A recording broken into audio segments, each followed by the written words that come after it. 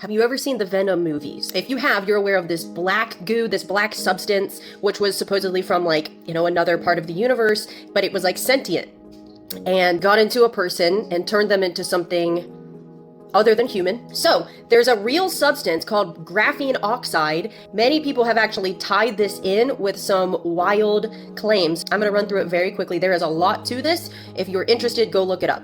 Much of this comes from people who have made claims about encountering otherworldly entities, especially underground people in situations like Phil Schneider, and they said that they have encountered this black goo. Some is documented, some are considered claims, so that's up to you to sort what you believe or not. So back in the day, there was something called Operation Keyhole. Argentina and Britain are in this conflict. Argentina surrenders, and British forces moved onto this island, part of Operation Keyhole. And there are many people who say it was more than just a military advance, but there was something more going on this island. They said there was this unusual black oil-like substance there. There was a man named Harold Kautz-Vella who was part of this, and he said that it wasn't oil-like at all, but it was actually a sentient liquid. He said it was this fluid that could organize itself, process information, interact with electromagnetic fields, and even interact with human consciousness. He also said that there were different forms, some of which originated from Earth, and others were what he called extraterrestrial. And that sounds weird enough, but the story gets a little stranger. During the 1980s, there were some British men who were associated with British defense, and they were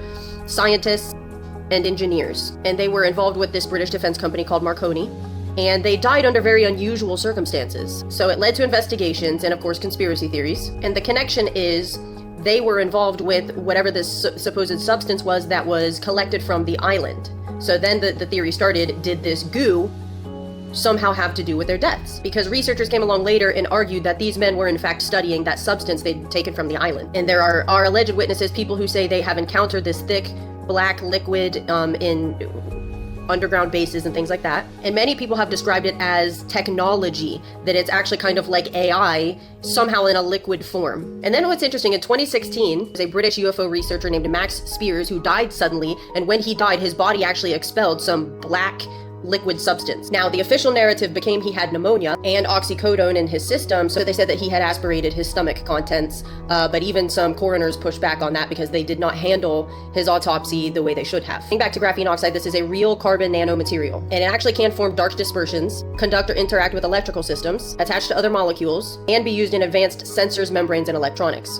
as well as experimental biomedical technology. Now, because of the similarities between real graphene oxide and what certain people said they encountered with the strange black goo, that led many people to think maybe this is the same thing, and maybe they just encountered an advanced form of it. Now, here's the thing, graphene oxide can do what it looks like. It can move on its own as it's attracted to certain things. And it's interesting that the whistleblowers, which this has been talked about for decades, they have described it as sentient, or capable of being programmed, capable of being put into people and having an effect on the inside of a person, which sounds like venom.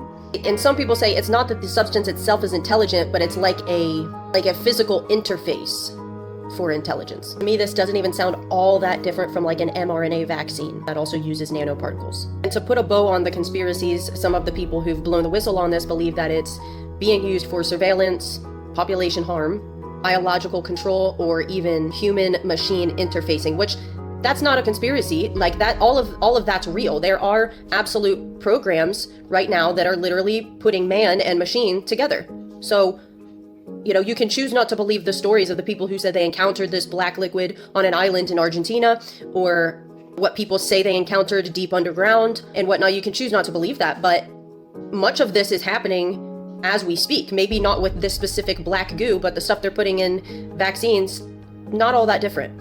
So, a big part of the theory is if this was injected into millions of people and it's programmable, then what does that mean? Someday it gets turned on, it gets a command, it's sent a command. What is going to happen to the people who have this inside their bodies? It is some type of programmable, physical substrate for AI. That wouldn't surprise me either. At the end of the day, it's basically transhumanism. That's the theory. You can believe that or not. I'm simply presenting what is said on this subject.